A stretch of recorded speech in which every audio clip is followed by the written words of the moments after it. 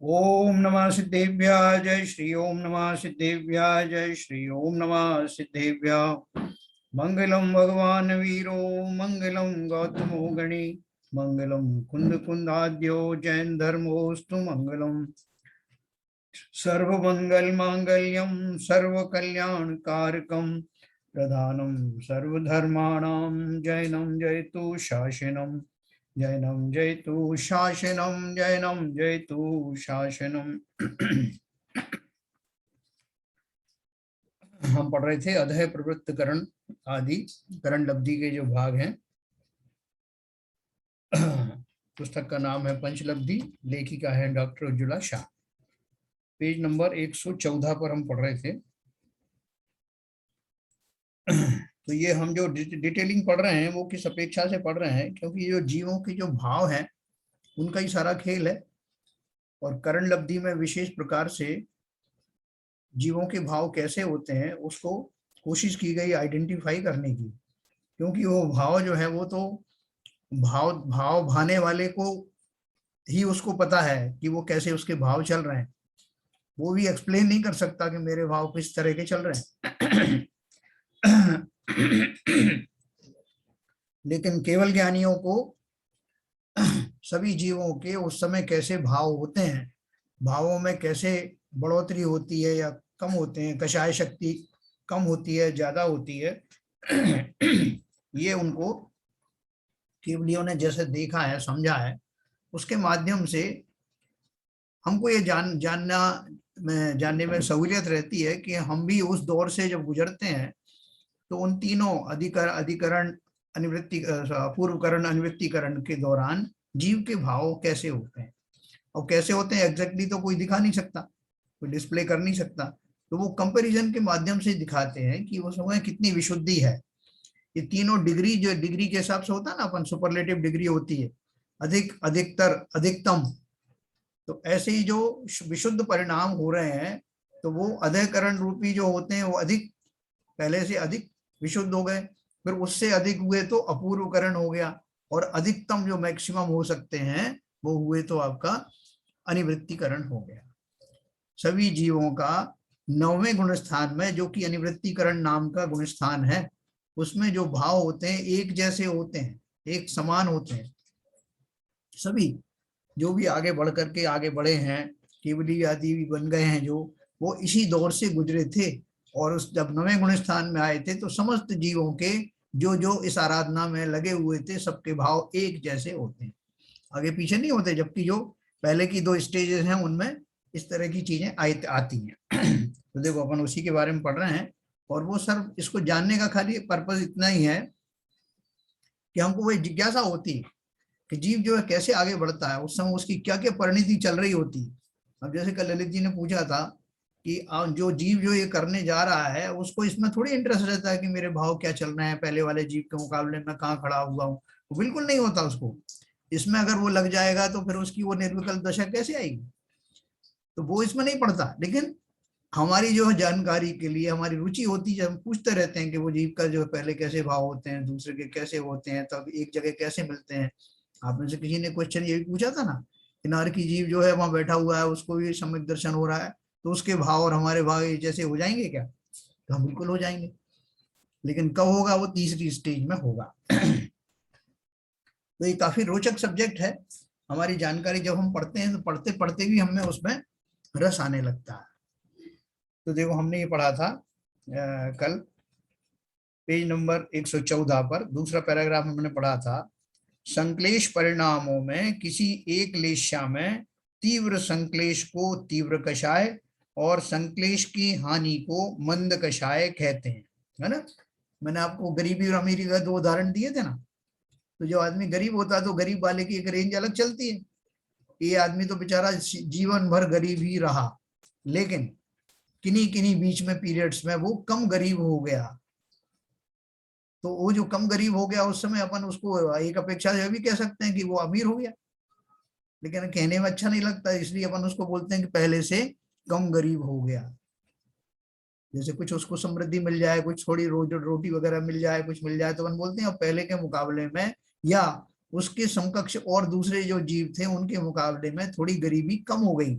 तो उसी तरह उन्होंने लिखा है कि जो जीव संश्लेषित परिणामों वाली रेंज में चल रहा है उसके तीव्र संश्लेष तो तीव्र कषाय हैं, जैसे कि नर की जीव के होते हैं या क्रूर पशुओं के होते हैं, लेकिन अगर वो उनकी क्रूरता कम हो जाए या वो तीव्र कषाय के भाव थोड़े कम हो जाएं तो उस अपेक्षा से, उसके साधारण स्वभाव की अपेक्षा से, जैसे कल वो पूछ रहे थे तो कैसा हो जाएगा, साधारण उस अवस्था में उस पर्याय में होने वाले अन्य जीवों के जो नॉर्मल स्वभाव है उसकी अपेक्षा से उसके संश्लेषित परिणाम कम कहे जाएंगे अगर कम हो गए तो वही अवस्था होती नरक, नरक में अगर में होती ऐसी कि नरक में इतने जो है क्रूर परिणामों वाले नारकी होते हैं जिनकी कि बाई एंड लार्ज वैसे ही क्रूर परिणाम चलते हैं, लेकिन उनमें अगर थोड़ी किंचित कमी आ जाती है तो अपन बोलते हैं उनके संकलित परिणाम कम हो गए हैं और वो मंद कषाई हो गए उस अपेक्षा से। और उसके विपरीत अपन ने पढ़ा था कि विशुद्ध परिणामों में किसी एक लेश्या में विशुद्धि की वृद्धि को मंद कषाय कहते हैं, है ना, और विशुद्धि की हानि को तीव्र कषाय कहते हैं।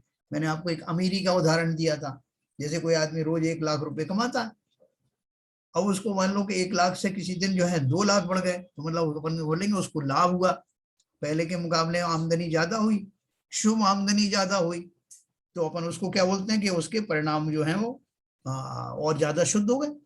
इसके विपरीत उसको 1 लाख की बजाय 50,000 ही मिलने लग गए तो अपन बोलते हैं कि उसको हानि हो रही है, अर्थात उसके जो भावों का लेवल था वो घट गया, तो वो तीव्र कषाय उसके मुकाबले में पहले से तीव्र कषाई कहलाएगा।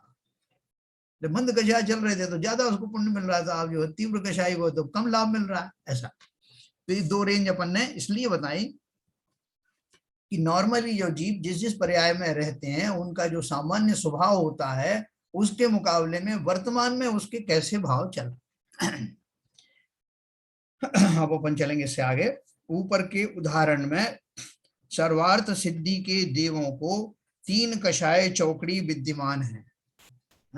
देखो अपन मैंने आपको कल बताया था कि सर्वार्थ सिद्धि के जो देव हैं वो 33 सागर की आयु वाले होकर के भी धर्म की चर्चा किया करते हैं पूरे समय में, तो अपन तो सोचते हैं कि वो तो बहुत सुपीरियर होंगे, उनके भावों का क्या कहना, तो बिल्कुल सही है, उस अपेक्षा से तो क्या कहना, लेकिन संयम की अपेक्षा से देखें, बोल रहे हैं 3 कषाय चौकड़ी विद्यमान है, अप्रत्यख्यानावरण, प्रत्यख्यानावरण और संजुलन, और पंचम गुण स्थानवर्ती जीव को 2 कषाय चौकड़ी ही विद्यमान है। हाँ? ये जो ऊपर वाला जो जीव है वो है सब सम्यक दृष्टि है, और सम्यक दृष्टि और काम भी वो कुछ ऐसा नहीं कर रहे घर गृहस्थी का, ये तो पंचम गुण स्थानवर्ती तो पूरा घर में रह रहा है, घर गृहस्थी को भी चला रहा है, चल रहा है, और सब व्यापार आदि भी कर रहा है, बहुत सारी चीजें कर रहा है। इसके विपरीत वो जो सर्वार्थ सिद्धि का देव है वो ये सब नहीं कर रहा, लेकिन फिर भी फर्क क्या है कि उसकी अप्रत्यख्यानावर्णी, प्रत्यख्यानावर्णी और संजुलन तीनों कषाय चौकड़ी विद्यमान है, जबकि पंचम गुण स्थानवर्ती को गुण स्थान अनुव्रत आदि धारण करने के भाव क्यों आए, क्योंकि इसकी एक चौकड़ी और चली गई, अप्रत्यख्यानावर्णी चली गई, उसके फलस्वरूप ही उस जीव को ऐसे भाव आए कि वो संयम विधिवत धारण कर पाया। अनंत अनुबंधी तो पहले ही चली गई थी जब सम्यक दर्शन हुआ, अब उसके साथ में ये भी चली गई, इसलिए उसने अनुव्रत आदि धारण कर लिए, प्रतिमाएं धारण कर ली। तो पंचम गुण स्थानवर्ती जीव को 2 कषाय चौकड़ी विद्यमान है, प्रत्यख्यानावरण और संजुलन।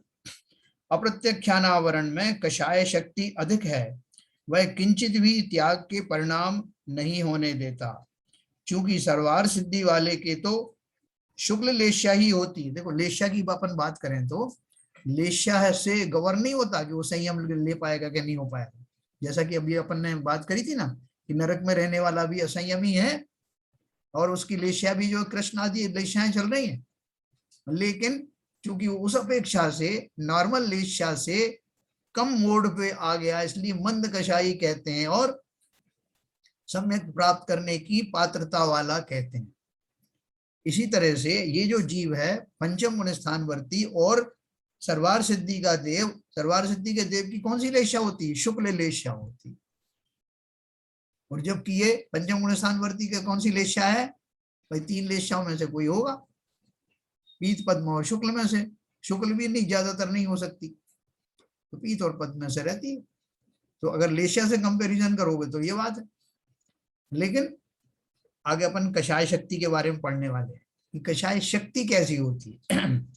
तो अप्रत्याख्यानावरण में कषाय शक्ति अधिक है, वह किंचित भी त्याग के परिणाम नहीं होने देता, क्योंकि हालांकि सर्वार्थ सिद्धि वालों के तो शुक्ल लेशा ही होती है। प्रत्याख्यानावरण में उससे कषाय शक्ति कम है, उसके कारण पंचम गुण स्थानवर्ती को थोड़ा त्याग तो हो सकता है, परंतु सकल संयम नहीं होने देता। अभी उसकी एक कषाय बाकी है ना, तो उसको पार्शियल तो हो रहा है अणुव्रत, लेकिन महाव्रत धारण करने के भाव अभी नहीं आ रहे। इसलिए पीत आदि 3 लेशा होने पर भी वहां देश संयम कहा। तो पंचम गुण स्थानवर्ती जीव के पीत पद्म और शुक्ल में से कोई लेशा हो सकती है, बाई एंड लार्ज पहले की 2 ही होती है, पीत और पद्म में से, लेकिन फिर भी वो उस अपेक्षा से उनसे बेटर है जो सर्वार्थ सिद्धि के शुक्ल लेशा वाले जीव भी हैं, लेकिन अणुव्रत आदि धारण नहीं कर पाते। आगे लिखा है, पंडित टोडरमल जी कहते हैं कि कषायों की भांति, है ना, योग के बारे में भी ऐसा ही है। अभी अपन ने कषाय शक्ति और ये सब पढ़ा था ना वहां पे, प्रवृत्ति, कषाय प्रवृत्ति और कषाय ये की जो अंतरंग शक्ति अपन ने पढ़ी थी। जो कल वो सीवीएन साहब पूछ रहे थे कि ये जो जीव है उनमें किस अपेक्षा से इस तरह के भाव क्यों होते हैं कि कोई जो है बाहर से तो बहुत दिखा रहा लेकिन अंदर में उसके ऐसे भाव नहीं है, और एक जीव विपरीत है कि जो बाहर से कुछ नहीं दिखा रहा और अंदर से उसके भाव बहुत संश्लेषित हैं, और एक तीसरा हो सकता है जिसको बाहर से भी बहुत है और अंदर से भी बहुत है। तो ये जो वैरायटीज हैं वो क्यों होती हैं? क्योंकि पूर्व जन्म में, पूर्व पर्यायों में हमने बहुत सारी ऐसे संस्कार बना लिए। संस्कार होते हैं ना, कैसे संस्कार होते हैं, जैसे वो बहन जी एक उदाहरण देती है कि जैसे हम पानी कहीं सड़क इस पर जमीन पर बहा देते हैं तो वो पानी के एक निशान बन जाते हैं सूखने के बाद।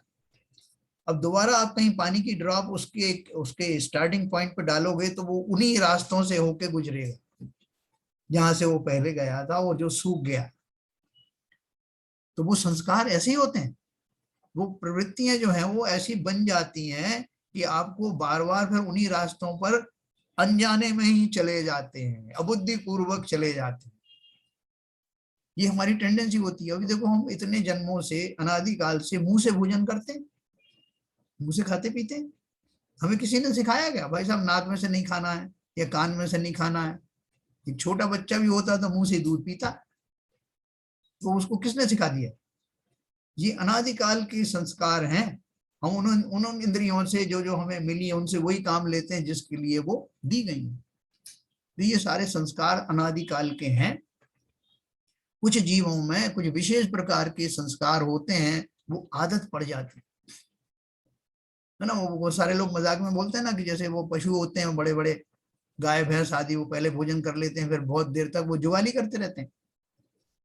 तो भोजन नहीं है, खाली उसी का जो लिया उसी को जुगाली करते रहते हैं। तो उसको लोगों ने किसी तरह से मजाक में ये बोला कि बहुत सारे लोग भोजन करने के बाद में वो सौंफ सुपारी आदि है वो घंटों तक वो चबाते रहते हैं। तो बोलते हैं कि उसी पर्याय से आए हैं, आदत वही पड़ी जुगाली करने की, है ना। तो इस तरह की वो हालांकि लाइट मोड में कहा गया है, लेकिन एक्चुअल बात यही है। बहुत सारे लोग जो कहते हैं ना साहब चोर चोरी से जाए मगर हेरा फेरी से ना जाए। साहब मैंने चोरी करना तो बंद कर दिया लेकिन मन नहीं मानता, मुझे लगता है कुछ इधर का उधर कर दूं सामान और फिर देखूं इनको परेशान होते हुए, मजा आएगा। बोले तुमने यही क्यों किया?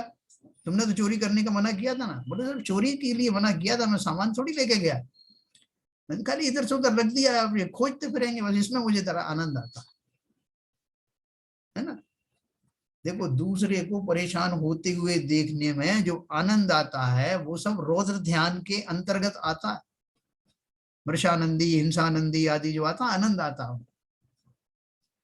तो कहने का अर्थ क्या है कि ये जो जो कुछ प्रक्रियाएं अपन को देखने में वैरायटीज मिलती हैं, कोई जीव किसी दूसरे को देख करके दुखी हो जाता, एकदम नाराज सा हो जाता है, उसको देख के उसका मन खराब हो जाता है कि भैया इससे तुम पहले कभी मिले नहीं, इसने तुम्हारा क्या बिगाड़ा है, तुम उसकी देख के ही मुंह फेर लेते हो। बोले साहब मुझे पता नहीं, इसको देखते ही मुझे गुस्सा आता है। तो क्यों आता है? वो अवश्य ही किसी पर्याय में उसका उसके प्रति इस तरह का द्वेष भाव रहा, उन जीवों का, और वो संस्कार बन जाते हैं। फिर जाने अनजाने इस तरह के संस्कार प्रकट होते हैं।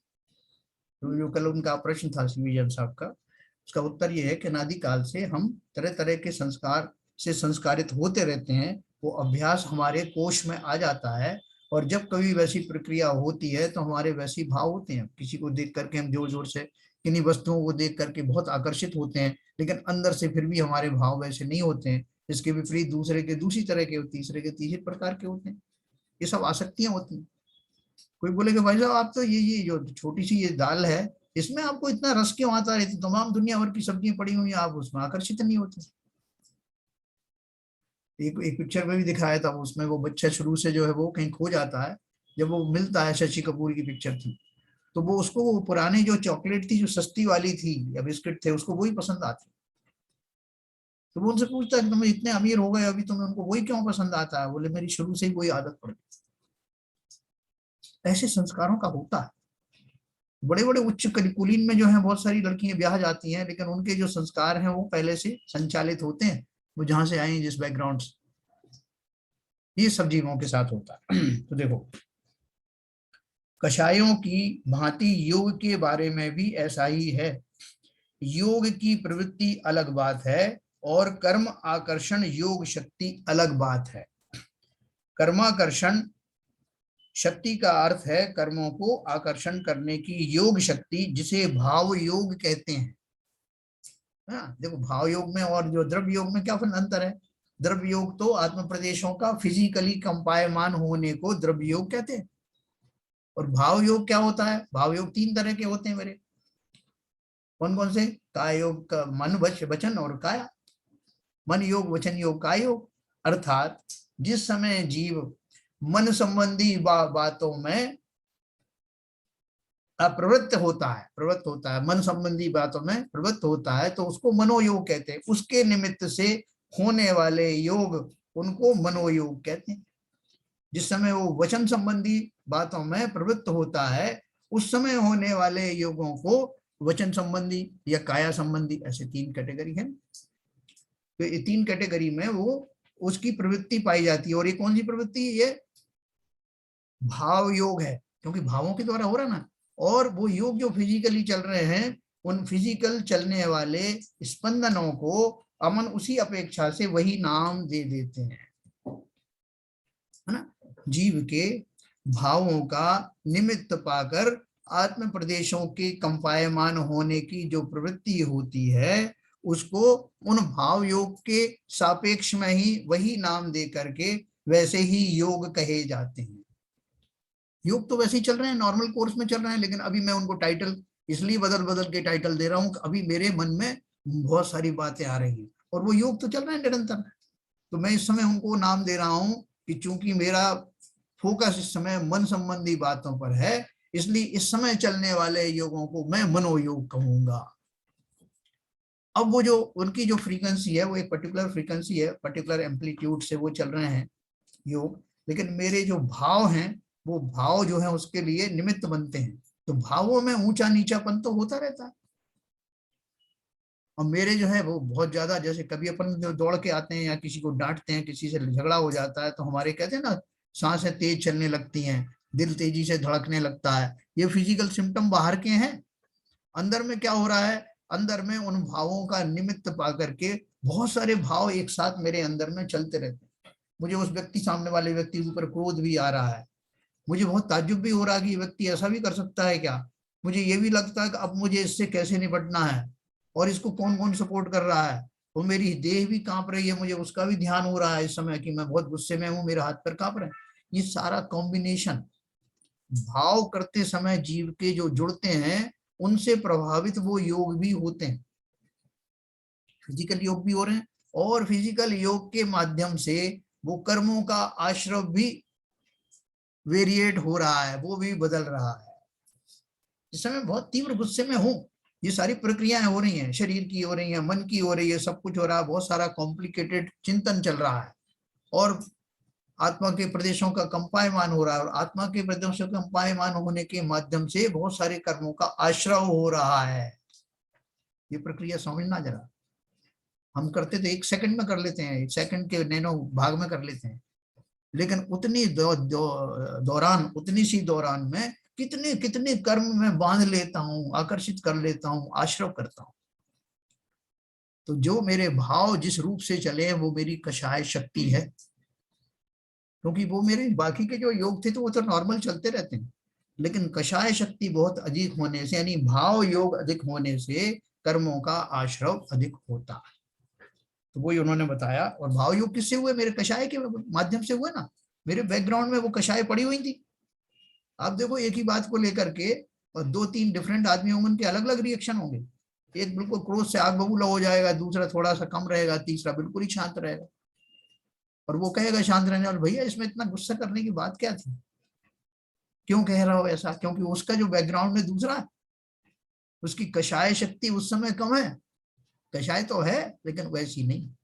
इसलिए उन्होंने लिखा, कषायों की भांति योग के बारे में ऐसा ही है।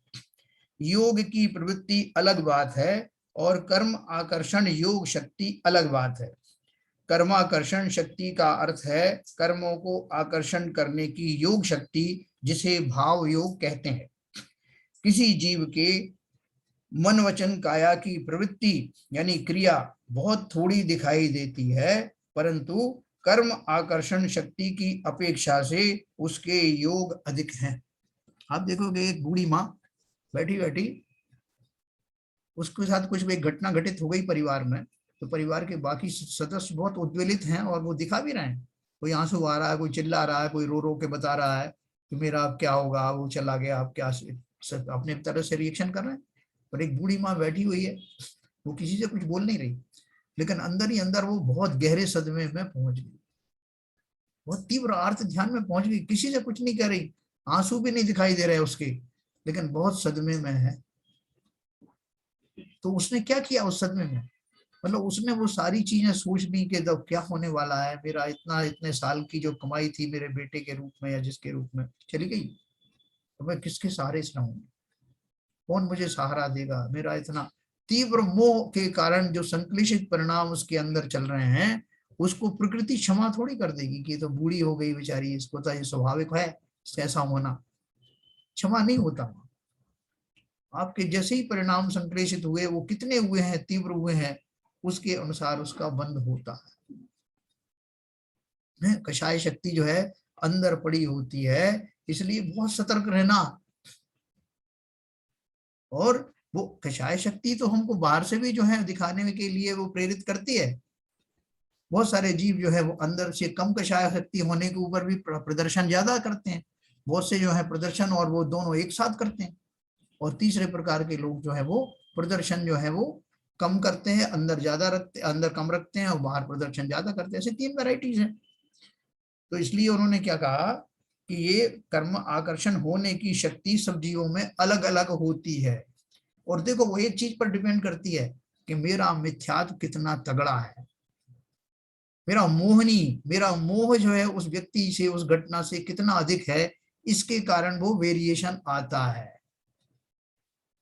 कई बार आप देखोगे कि माँ को उतना जो कष्ट नहीं है, पत्नी को बहुत कष्ट, कई बार पत्नी को कम है और माता को बहुत है। तो डिपेंड करता है कि उस समय उनकी क्या परिस्थिति है, क्या चिंतन चल रहा है उसके साथ।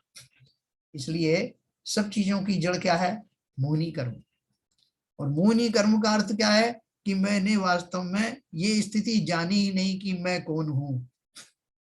ये शरीर आदि, ये संबंध, ये सारे पर की क्रियाएं हैं, पर संबंध हैं, ये क्षणिक संयोग हैं, ये आते हैं और बिछुड़ते रहते हैं, ये कोई मेरा परमानेंट नहीं है, हो भी नहीं सकता। ऐसा चिंतन जहां आ गया, वहीं आपकी कषायें ढीली पड़ने लगती हैं। हम इसलिए पढ़ रहे हैं विशेष तौर से कि ये जो प्रवृत्तियां हैं कैसे कैसे होती हैं जीवों की, इसलिए अपनी अंतर शक्ति को, अंतर कषाय शक्ति को घटाना, और घटाने के लिए आवश्यक है कि मैं अपना किंचित वेद विज्ञान अवश्य करना। अब हम सम्यक दर्शन प्राप्त करने जा रहे हैं, अब कब करेंगे वेद विज्ञान? उसके लिए क्वालिफिकेशन है, जरूरी है। इसलिए ये करना शुरू कर देना आज से, अभी से, अपने घर से शुरुआत करना। Charity begins from home. अपने घर से, अपनी समाज से, अपने देश से शुरू कर देना।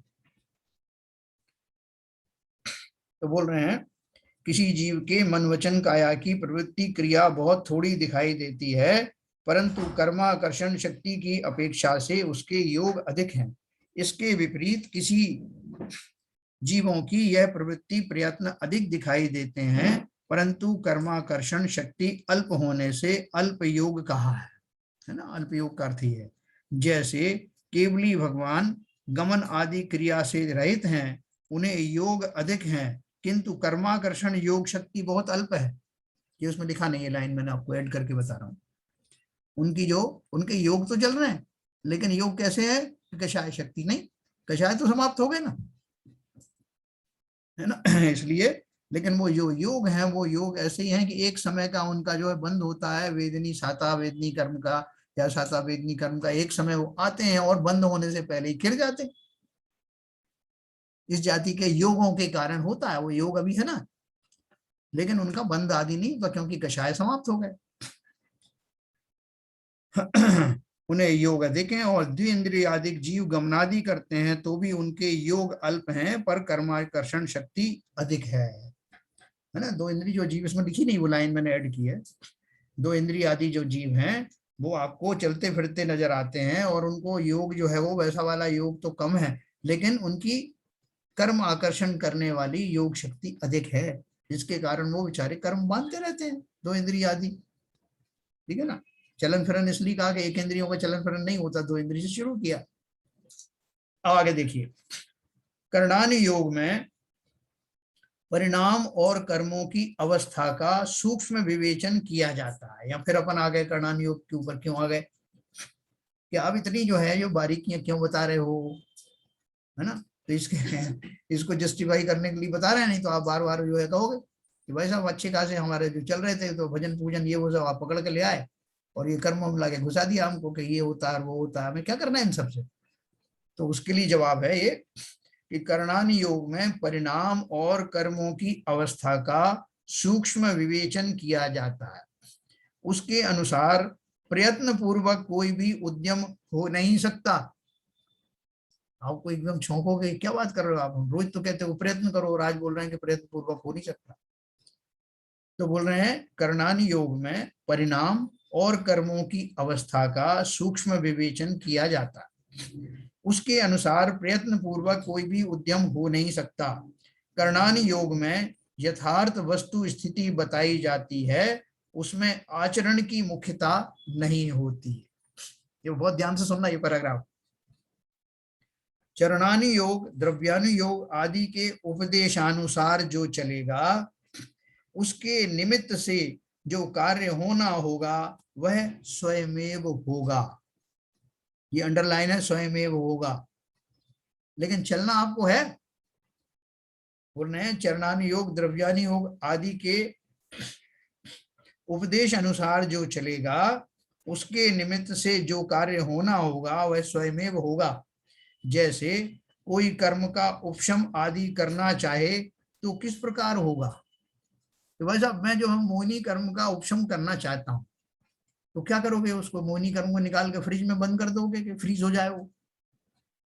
ले आप कैसी बात करते हो, वो दिखते ही नहीं है तो कैसे मैं मार रखूंगा। आप तो तरीका बताओ, उपशम करना है ना, तो उस कर्मों में कैसे उनको पकड़ूं और कैसे उनको फ्रीज कर दूं। तो उन्होंने क्या लिखा, कोई कर्म का उपशम आदि करना चाहे तो वो कैसे होगा, जो स्वयं, उसका उत्तर दिया है, जो स्वयं तत्वादिकों का निर्णय करने का उद्यम करेगा, उसके निमित्त से सहज ही उपशमादि सम्यक्त्व होता है। बोलते हैं वो कर्म उपशमित हो जाते हैं और यूं गैप पड़ता है और यूं फला होता है डिमका होता है, थ्योरी बताते हैं ना। वो थ्योरी तो है अपनी जगह पर, वैसा ही होता है, लेकिन मुझे क्या करना है। तुमने बोला कि तुम तो खाली जो तुम कर सकते हो वो करो, और ये अपने आप घटित होगा ये बताया जा रहा है मात्र। जैसे मैं एक उदाहरण देता हूँ ना कि किसी का आदमी को यहाँ से दिल्ली जाना है रात का समय, और वो जो नींद लग गई उसकी, फिर घबरा के उठ के बैठा। उसने यात्री से पूछा, भाई साहब कौन सी स्टेशन आई, कोटा आई क्या। बोले आपको कोटा उतरना है क्या। नहीं नहीं उतरना नहीं है, तो ऐसे ही पूछ रहा था कि आया क्या। वो नहीं आया, सो जाओ। फिर अगली स्टेशन आई, वो फिर उठ के बैठ गया। भाई साहब कौन सी स्टेशन आई। बोले तुम्हें करना क्या है, तुम्हें दिल्ली पहुंचना ना, रास्ते में जो जो स्टेशन आएंगी वो निकलती जाएंगी और इसी क्रम से निकलेंगी जैसी कि वो है। आपको उससे क्या परेशानी है? आप सही रूट पे जा रहे हैं, ये तो विश्वास, बोला हाँ ये तो विश्वास है। और दिल्ली आएगी उतने बजे तक सुबह हो जाएगी, ये आपको पता? हाँ बिल्कुल पता है। और लास्ट स्टेशन है, सब लोग उतरेंगे, वहां आप उतर जाओ, हाँ वो तो बिल्कुल सही है। बस मैं जानना चाहता हूँ कि किसके बाद क्या स्टेशन पड़ेगी और क्या क्या होगा और क्या होगा, आप क्या करना है? आप उन स्टेशनों में बदलाव ला सकते हो क्या? आप कोटा की बजाय पहले जो है मथुरा पड़ जाए? नहीं साहब, वो तो मैं नहीं कर सकता, तो मस्त सो जाओ, कुछ नहीं करना है। और वो आदमी निश्चिंत हो जाता। तो ऐसे ही आपको बताया जा रहा है कर्णान योग में कि जब जीव ऐसा करता है तो ऐसे ऐसे परिणाम होते हैं और ऐसे ऐसे दृश्य क्रिएट होते हैं। आप अपनी रुचि के अनुसार समझ लो, लेकिन उनको पकड़ के मत बैठो, क्योंकि उनमें आप कुछ नहीं कर सकते। तो बोले आप तो फिर ये बता दो कि मुझे क्या करना है। तो वही तो बता रहे हैं।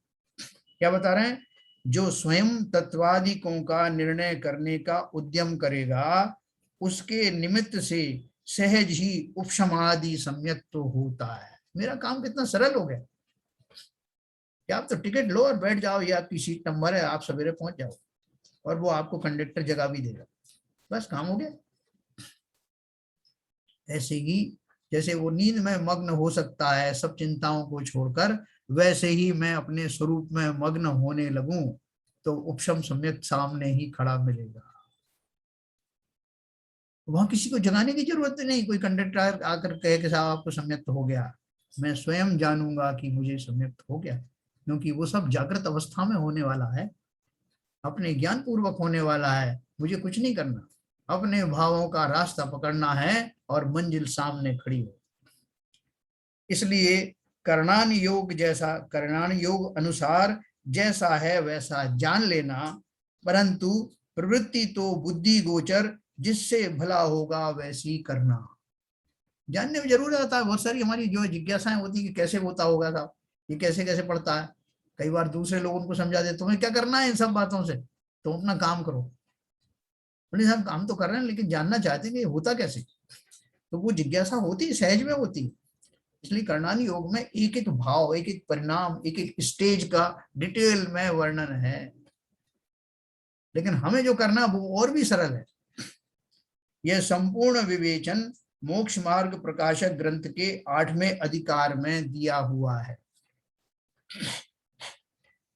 यदि प्रयत्न, हम पूछेंगे कि यदि प्रयत्न अथवा पुरुषार्थ द्रव्यानुयोग अनुसार तत्व जानकर तत्व निर्णय करने का ही है, तो कर्णानुयोग जानना ही क्यों? जैसे मैंने आपको अभी बताया, मैं प्रश्न पूछा कि मुझे प्रयत्न और पुरुषार्थ तो वैसे ही करना है जैसे द्रव्यानुयोग में बताया कि आत्मा में ये गुण होते हैं, आत्मा को जीव को ये करना चाहिए, जीव ऐसा प्रवृत्ति करना चाहिए। और आप चरणानुयोग में भी बताते हो व्रत धारण करो, गुरु उपवास करो। जब हमें वही कब करना है, तो फिर आप ये कर्णानुयोग का पूरा रेफरेंस लेके ये पिक्चर क्यों बता रहे हो? तो उन्होंने बोला हाँ, और आगे भी लिखा है, तो कर्णानुयोग जानना ही क्यों, बिना वजह समय और शक्ति का अपव्यय क्यों कर रहे हो, हैं टाइम वेस्ट। तो जो वास्तव में जो कर्णानुयोग नहीं पढ़ते ना, वो यही एक वो लॉजिक रखते हैं, जब जो होना होगा हो जाएगा, उनको कुछ भी नहीं मालूम, ना गुण स्थान मालूम, ना उससे उनको कोई मतलब मालूम। बहुत सारे लोग जो है वो एकांतवादी भी हो जाते हैं, जिन्हें निश्चयाभासी कहते हैं। वो खाली वो द्रव्यान योग को लेकर बैठ जाएंगे, ना वो आपका चरणान योग सुनने वाले हैं, ना आपका कर्णान योग सुनने वाले। वो बस यही गाते रहेंगे, भाई साहब मैं तो अजर अमर हूँ, मैं तो अनंत गुण का धारी हूँ, मैं तो शुद्ध हूँ, बुद्ध हूँ, पहले भी शुद्ध था अभी भी शुद्ध हूँ। तो बोले फिर क्या करना तुम, जब सब कुछ पहले से ही हो तो अब करने के लिए बचा क्या है, सो जाओ जाकर। तो एकांतवादी नहीं बनना, द्रव्यान योग का क्या पर्पस है वो समझना। द्रव्यान योग के अनुसार मैं जीवात्मा हूं और मुझे सुखी होना है, बाकी सब द्रव्यों से अलग हूं, ये सब जानकारी मुझे करना है, इसलिए मैं द्रव्यान योग का सहारा लेता हूं। लेकिन जब मैं लेता हूं तो क्या क्या घटित होता है, ये कर्णान योग मुझे सहजी जिज्ञासा आती है और उस पूर्वक मुझे बल मिलता है। गुण स्थान आदि में क्या बताया कैसे वीतरागता बढ़ती है, तो मैं आश्वस्त हो जाता हूं कि एक दिन मैं भी उसी रास्ते पर चल कर जाऊंगा। ये जो मुझे रास्ता, ये पूरा सीन दिखाया जाता है, उससे मुझे संबल मिलता है, द्रव्यान योग के प्रति विश्वास आता, ऐसा पराक्रम करने का भाव आता। इसलिए कॉम्प्लीमेंट्री है। तो यह संपूर्ण विवेचन मोक्ष मार्ग प्रकाशक ग्रंथ के 8वें अधिकार में। तो देखो, हमें जिसमें रुचि है ऐसे मोक्ष मार्ग का सर्वांगीण स्वरूप जानने की जिज्ञासा भी सहज ही होती है ना। बहुत सारे लोग जानना चाहते हैं ना कि साहब वो स्वर्ग में जाएंगे, स्वर्ग में क्या क्या होता है, उनको बताते हैं स्वर्ग में भाई साहब ऐसे ऐसे आपको जो है बहुत बहुत सारे तरह की जो है वो भोग आदि मिलते रहते हैं, कल्प वृक्ष आदि हैं, और बहुत सुगंधित रहता है, और आप कहीं भी जा सकते हो, आ सकते हो, बहुत सुखी सुख है। तो वो और जानना चाहता है कि सर दूसरे स्वर्ग में कैसा है, तीसरे में कैसा है, चौथे में कैसा है। बोले आपको जाना कहाँ है? बोले सर जाना तो कहीं नहीं है, मुझे ऐसी जिज्ञासा हो रही है ना।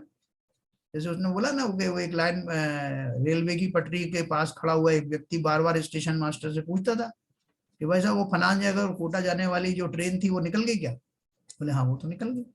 और बोले वो जो दिल्ली एक्सप्रेस थी वो, बोले वो भी निकल गई। और इस तरफ जाने वाली वो भी निकल गई। तो मालगाड़ी कोई आने वाली है क्या इधर? उसने बोला आपको जाना कहाँ है? बोले जाना कहीं नहीं, बस ये पटरी क्रॉस करना है। हाँ? तो पटरी क्रॉस करने के लिए सुबह शाम तक बोल रहा है और कुछ काम है नहीं। तो इसलिए क्या बोल रहे हैं कि हम करणानि योग जो जान रहे हैं वो मात्र जिज्ञासा के स्वरूप जान रहे हैं कि जब क्रॉस करेंगे इस संसार को, तो वो क्रॉस किस पूर्वक होगा, हमें क्या लक्षण दिखाई पड़ेंगे जिससे हमें पता लगे कि हम वास्तव में नजदीक आ गए, संसार का किनारा आ गया है। और उसके क्या लक्षण होते हैं, मेरे वर्तमान में कैसे लक्षण है, मेरे भाव कैसे आ रहे हैं, ये सारी दशाएं, ये सारे लक्षण हैं इस बात के कि मैं संसार में अब तक डूबा हुआ था, जिसका कि मैं खुद ही साक्षी हूं, और अब उनसे कैसे निकल के जा रहा हूं, मेरे भावों में कैसा परिवर्तन आ रहा है, अब मुझे कैसा लग रहा है। क्रोधाग्नि में पैसा पहले जलता था, तब कैसा संक्लेशित परिणाम होते थे, और अब मुझे कैसा आनंद आ रहा है। ये सारी व्यवस्थाएं हम करणान योग के नाम से माध्यम से पढ़ते हैं, जानते हैं। तो मैं अभी इसको आप आगे फिर से आपको बताऊंगा थोड़ा सा, इस बीच में अपन अनम्यूट करते हैं।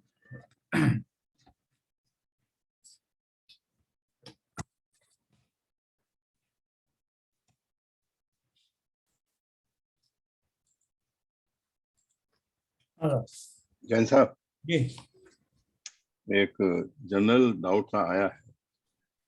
आपने बोला कि 9वें गुण स्थान में जब जीव पहुंचता है तो उसके भावों की वृत्तियों के जो भाव होते हैं समान रूप के हो जाते हैं। बिल्कुल। तो ये तो केवल भव्य जीवों के लिए ट्रू है ना? किसके लिए? भव्य भव्य जीव। हाँ हाँ, भवि जी भी श्रेणी मानते हैं। हाँ, तो अभव्य जीव 9वें ग्रह तक कैसे पहुंच जाते हैं? हाँ हाँ, देखो ऐसा है, स्वर्गों में कुछ स्वर्ग तक जो है कॉमन जीव रहते हैं, मध्यादृष्टि देव भी होते हैं और सम्यकदृष्टि देव भी रहते हैं। ऐसे ही 9वें ग्रह की जो बात करते हैं वहां भी ऐसा ही होता है कि दोनों तरह के देव रहते हैं। अब आपका प्रश्न है कि वहां मिथ्या दृष्टि कैसे पहुंच जाते हैं, तो उसका आंसर मैंने आपको बताया था कि वो संयम तो धारण करते हैं, मुनि होते हैं, बिना मुनि बने 9वें ग्रह नहीं जाने वाले, ये भी पक्की बात वो बात तो याद है मेरे को, है ना। तो पूरा 28 मूल गुण का पालन करेगा वो व्यक्ति, पूरा सब कुछ जैसे तपस्या के चरण जैसे शास्त्रों में बताया वैसा ही पालन करेगा। खाली वो भेद विज्ञान ना होने के कारण उसको सम्यक दर्शन नहीं होता, और वो पहले गुण स्थान में ही रहता है, लेकिन कषायों को मंद करके रखता है। कषाय मंद करके रखता मतलब परिणामी तो शुभ परिणामी होता है, लेकिन शुद्ध परिणामी नहीं होने के कारण शुक्ल निष्ठा भी हो जाती है, शुक्ल निष्ठा तक हो जाती है, क्लेशा भी हो जाती है ना। अपन में मगर उसको ये 5 लब्धियों में से जी कितनी लब्धियां प्राप्त हो जाती हैं? 4 लब्धि। 4 लब्धि प्राप्त होती होंगी। करण लब्धि छोड़ करके बाकी प्रयोग लब्धि तक अपना पड़ा ना, वो वही जीव होता है जो इवन अभव्य जीव जो हैं वो सब भी वहां तक जा सकते हैं। हाँ वही है, मतलब 4 लब्धियां तो प्राप्त कर लेता है, 5वीं नहीं आ पाती। क्या मतलब पांचों कर्ण लब्धि के तीनों अपूर्व कर्ण, अमृत कर्ण वगैरह तीनों अधिकरण ये उसको प्राप्त नहीं हो सकता। नहीं होती, नहीं होती। देखो इसलिए जिन जीवों को उनके प्रति सहानुभूति होती है, बहुत सारे लोगों को बहुत सहानुभूति, भाई साहब बेचारे अभव्यों का क्या हुआ, अपनी जो तो ये उनके भाव में तो कषाय तो उसके बहुत मंद हो जाते हैं, बंद है, मगर बंद नहीं, बंद तो तो उसके है, भाव भी शुद्ध हो जाते हैं। शुद्ध रहते हैं कि शुभ रहते हैं? शुभ रहते हैं, शुभ शुभ रहते रहते हैं, हैं। शुभ ये रहते शुद्ध हैं। नहीं होता है। उत्कृष्ट शुभ भाव होते हैं, उत्कृष्ट शुभ भाव। उसमें शुभ भाव, मगर वो शुद्ध भाव या विशुद्ध भाव में नहीं जाते हैं, हाँ, वो जो है वो, उनकी अभाविता की वजह से। हाँ, भव्यता की वजह से नहीं जाता। और अपन भी जैसे कितनी बार अपन स्वर्ग गए, और अपन 9वें ग्रह तक भी हुआ है, हाँ, कई बार हो गया है, कई बार हुआ है। लेकिन इसी कमी की वजह से लौट के आ गए, और फिर से अपन जब यहीं पे, कर्मा योग पढ़ रहे हैं। हाँ। लेकिन एक बात बता दें कि जो जो जीव बेचारे अभव्य जीव हैं, उनसे अगर हमको बहुत सिंपैथी होती तो उनके लिए एक शुभ समाचार है। क्या समाचार है? कि वो जीव भी कम से कम अपने मिथ्या दृष्टि पने के बावजूद भी ऐसे शुभ परिणाम तो कर ही सकते हैं कि वो स्वर्गों की यात्राएं करके आए। वो करते रहते हैं, ऐसा नहीं कि वो कोई नरकों में ही पहुंच जाएंगे। वो बात सही है। हाँ, इतने पटल मौजूद है मारेंगे, लेकिन वो उनकी उठा पटक हमेशा के लिए जाएगी नहीं। तो इसलिए हमको इससे एक सबक लेना है कि भाई साहब, हमें स्वर्गों का कोई आकर्षण नहीं बचा, क्योंकि स्वर्गों में तो हमें अनेकों बार गया, छूटा नहीं कभी, कई बार गया। कितनी बार मुनि बना, कितनी बार दीक्षित हुआ, और मैं भी उसी तरह से 28 मूल गुणों का पालन करने वाला मुनि बना। तो अब जो कसर रह गई है जो बाकी की, उसको नहीं रहने दूंगा। ये संकल्प हमको करना है सबको। ठीक है सर, और किसी का कोई प्रश्न? तो भाई साहब ये स्थूल रूप से जो तो पता द्रव्यान योग के हिसाब से तो परिणामों का पता लगता है, लेकिन कर्णान योग से सूक्ष्म रूप से पाते हैं। तो ये तो जीव स्वयं तो अपना पता ही नहीं रह सकता, वो तो केवल ज्ञान ही जान सकता है कि इसके परिणाम कहाँ तक चल रहे हैं और क्या चल रहे हैं, किस स्थिति में।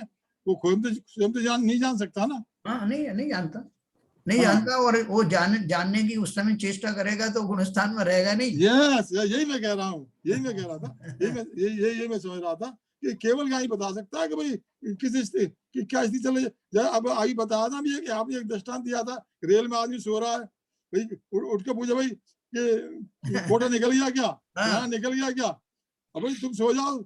अब ये बताओ, ये पूछता जा रहा है रास्ते में, या मतलब तो ये तो जैसे आदमी परिणाम कर रहा है, वो पूछ रहा है, जानकारी कर रहा है, जानकारी तो नहीं करेगा ना। वो फिर उसका चैन चला जाएगा ना, फिर चैन कहाँ रहा उसको? हाँ, रहेगा सारे टाइम।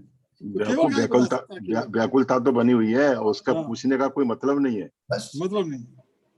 ठीक है ना। इसलिए अब आप जाओ जब दिल्ली तो फिर अलार्म भी तो लगा देना कम से कम, अगर वो पूछना मत लोगों से। अरे भाई साहब, दिल्ली अगर पहुंचेंगे ना तो कंडक्टर आके हटा देगा, भगा देगा, भाई साहब गाड़ी साफ करनी है, उतरो नीचे।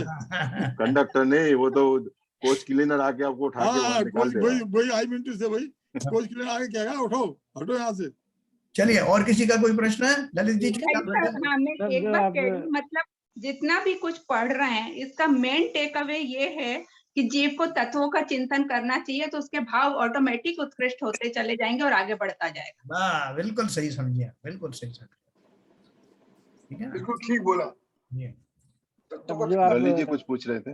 जो आप नरक गति के जीव का जो सम्यक दर्शन का बता रहे थे कि वहाँ जो उसका रेफरेंस है, जो नरक गति वाली सिचुएशन में उसका रेफरेंस लोअर है, जो कि दूसरा मनुष्य गति में तो उसका रेफरेंस हायर है एक्चुअली। बिल्कुल सही। लेकिन जब वो सम्यक दर्शन प्राप्त करेगा तो दोनों ही जीव की अवस्था भावों की आइडेंटिकल आ जाएगी। यस। तो क्या वो अधःकरण में इस चीज को मेकअप करता है, जो डिफरेंस है डेल्टा उसका है? नहीं, वो मैच होता है लास्ट में अनिवृत्तिकरण। अनिवृत्ति पर अनिवृत्तिकरण में तो जीव के मतलब भाव समान होते हैं, लेकिन कैचअप करने का स्कोप तो अधःकरण में है। जहाँ जो आगे पहुंचा जीव पहुंचा, तो फिर आगे जो मतलब उसके भाव आगे पीछे तो एक कर सकता है। अनिवृत्त हो, आगे पीछे सब जो कुछ हो गया वो हो गया, लेकिन जब वो लास्ट स्टेज में जब सम्यक दर्शन धारण करने ही जा रहा है, तो सम्यक दर्शन तो एक ही प्रकार का है ना। आपके लिए अलग से सम्यक दर्शन होगा, नारकी के लिए ऐसा नहीं है कि दृष्टि ही वैसी निर्मल हो जाती है वेद विज्ञान पूर्वक, ओ मैं तो वो महान जीव द्रव्य हूँ, उन गुणों से मैं की मौजूदगी मेरे अंदर है जो अनंत में है। तो ऐसे जो भाव होते हैं वो एक जैसे होते हैं ना। तो इसलिए जो आपने जो क्वेश्चन जिसने पूछा था वो बहुत अच्छा पूछा था कि वो उस जीव अलग अलग जगह पे बैठे हुए जीव के भाव अलग अलग होते हैं, तो वो सम्यक दर्शन में एक जैसे होते हैं या अलग अलग होते हैं? सम्यक दर्शन एक ही प्रकार का। एक ही प्रकार।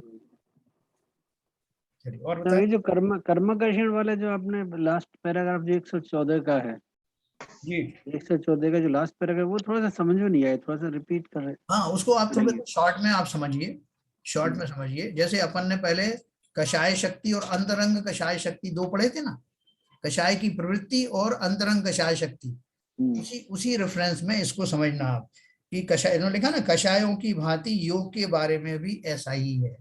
एक तो योग शक्ति है, जैसे योग प्रवृत्ति कह सकते हैं आप, योग प्रवृत्ति और अंतरंग योग शक्ति, तो वो दो अलग अलग कैसे हो गए कि एक तो योग मेरे नॉर्मली कोर्स में होते रहते हैं, 13वें गुण स्थान तक भी योगी रहता हूं ना मैं, योग सहयोगी केवली और अयोगी केवली होते ना, तो 13वें गुण स्थान तक उन जीवों के योग यानी आत्म प्रदेशों का परिस्पंदन लगातार चलता रहता है।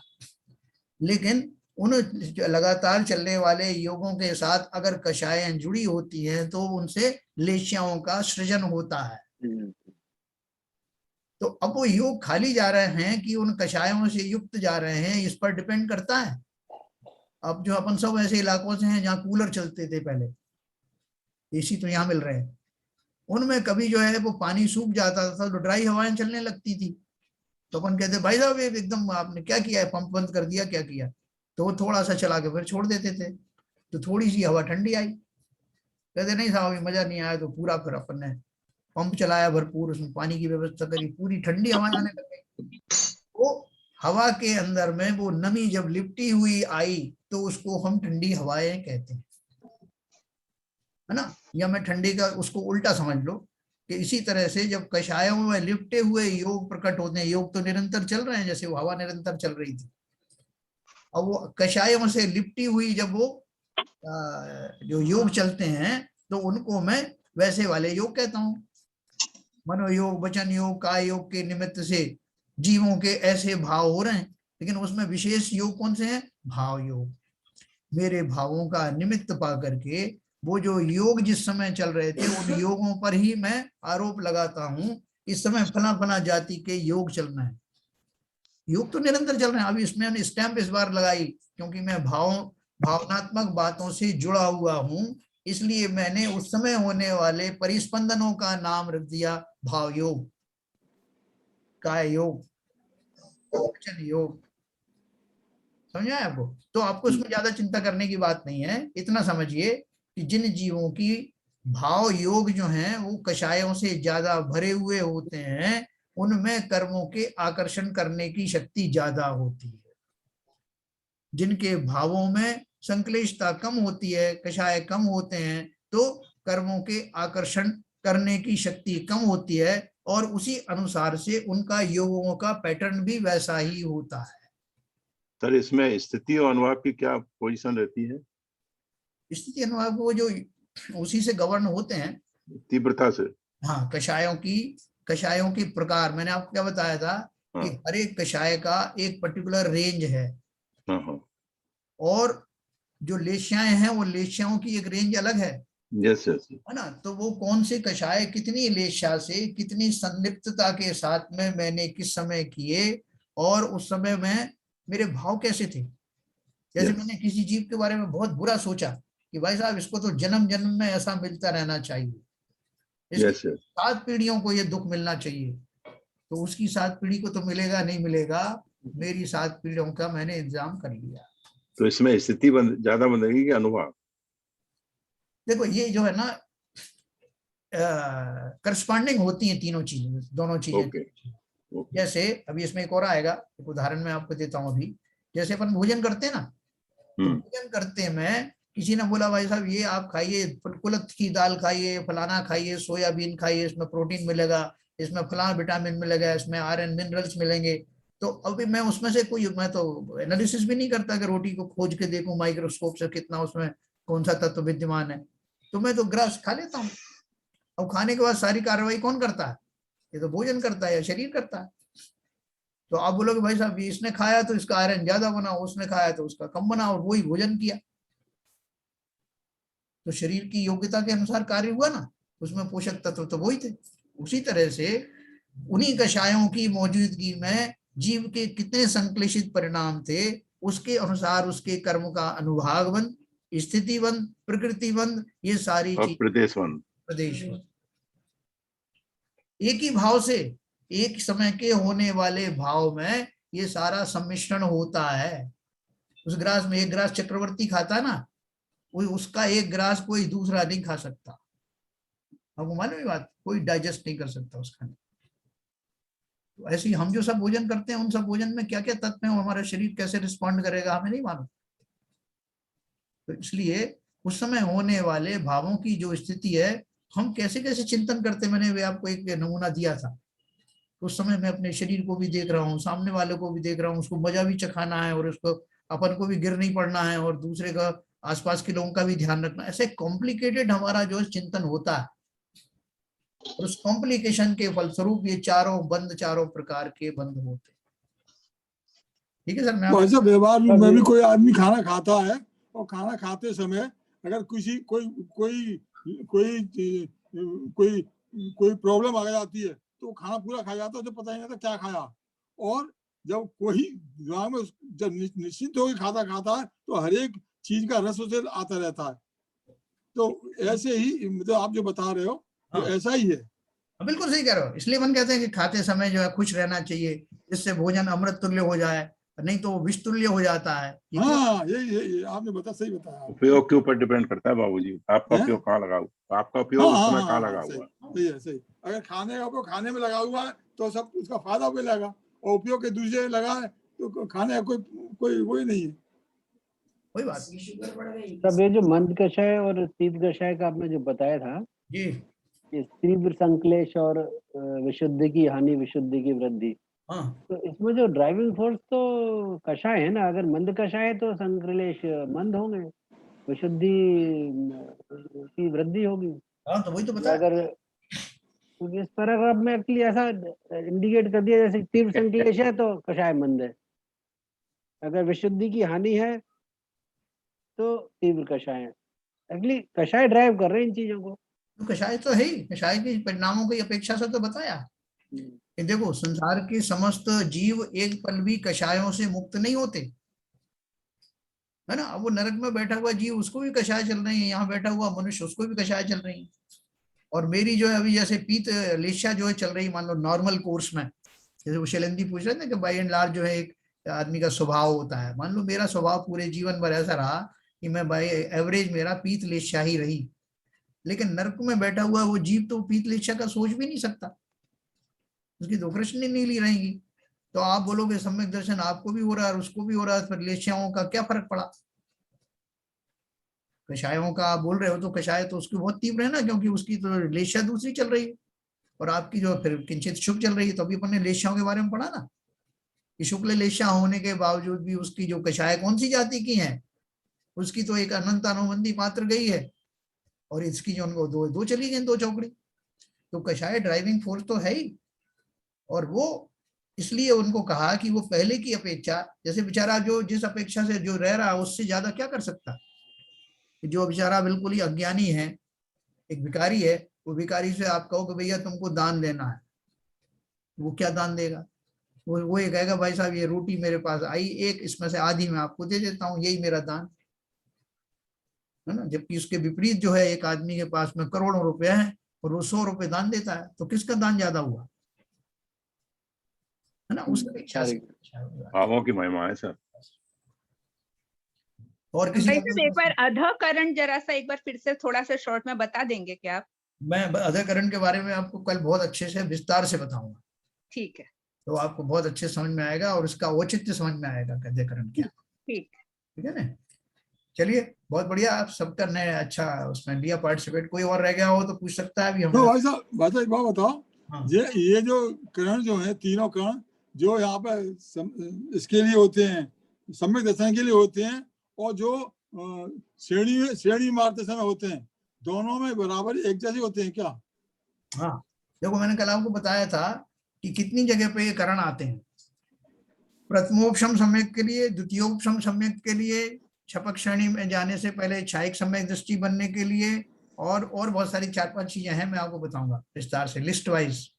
और लेकिन उसमें जो आपने मूल बात पूछी है वो ये है कि ये तीनों जो करण होते हैं क्या वो एक जैसा कार्य हर जगह करते हैं क्या? तो वो एक जैसा कार्य तो मन नहीं करेंगे, क्योंकि उनमें और विशुद्धि दूसरी होती है। लेकिन ये तीनों जो मैं जो डिफरेंशिएट किया है कि मंद मंदतर मंदतम है, या शुद्ध शुद्धतर शुद्धतम, ऐसी जो 3 स्टेज हैं वो उनमें भी आएंगी। ये यूनिवर्सल है, उनकी डिग्री चेंज हो सकती है। वो तो आएंगे मंद मंद, ये तो सब इसमें भी आती है, सब में आएंगी। हाँ, लेकिन उसमें उस समय भाव दूसरे प्रकार के होंगे। हाँ, यही मैं जानना चाह रहा था। जैसे मीठा और नमकीन 2 चीजें हैं। हाँ, भाव में तो होगा ही। थोड़ा सा नमक है, बोले उसमें उससे ज्यादा है, तीसरे में उससे भी ज्यादा नमक। फिर मीठे की कैटेगरी में आ गए, वो कैटेगरी अलग हो गई ना। कम मीठा, फिर बीच का मीठा और बहुत ज्यादा मीठा, फिर ऐसे ही कड़वे में कर लो। तो ऐसे वो करण अलग अलग जगहों पे अलग अलग कार्यों के लिए योग यूज में आएंगे, और उनमें उनकी जो 3 डिग्रियां होंगी उसके हिसाब से ये 3 कैटेगरी बताई। वो मेरे दिमाग ये बात आई थी कि सम्यक दर्शन के लिए जो विशुद्धि होती है परिणामों की, और 9 में 8 में 9 में 10 में गुण स्थान में जो विशुद्धि होती है परिणाम की, बहुत अंतर होता है दोनों में। अंतर होता है, बिल्कुल अंतर। हाँ, आरपीएन साहब कुछ पूछा है? नहीं सर, सब ठीक है? बिल्कुल सब ठीक है। सब ठीक है, ठीक ठाक है। ठीक चल रहे हैं इनके भी। आरपीएन साहब का ऐसा है सर, नहीं आया तो अच्छा है, मतलब सब ठीक चल रहा है। नहीं ऐसा है। हाँ, बोलिए। यहाँ सब प्रश्न पूछने वाले इतनी वैरायटी के हो जाते हैं कि मेरी शंका ही नहीं रहती फिर। नहीं, बट आप दूसरी तरीके से कह सकते हो कि प्रश्न पूछने वालों की प्रशंसा कर रहे हैं आप। मैं वेट करता रहता हूँ, तब तक मेरे प्रश्नों का समाधान मिल जाता है। नहीं, ऐसा है, आरपी जैन साहब का जब प्रश्न आता है तो आगे वही सेंटेंस आ रहा है। थोड़ा सा पेशेंस रखे तो आगे सेंटेंस वही है।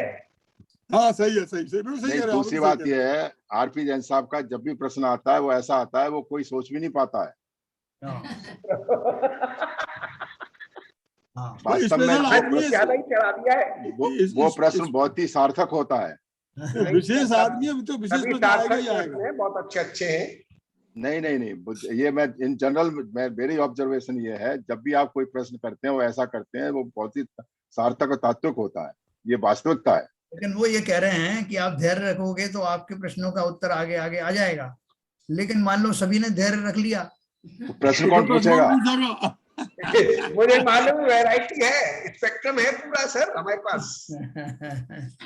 चलिए साहब, बहुत बढ़िया है जी। समय हो गया, दिनवाणी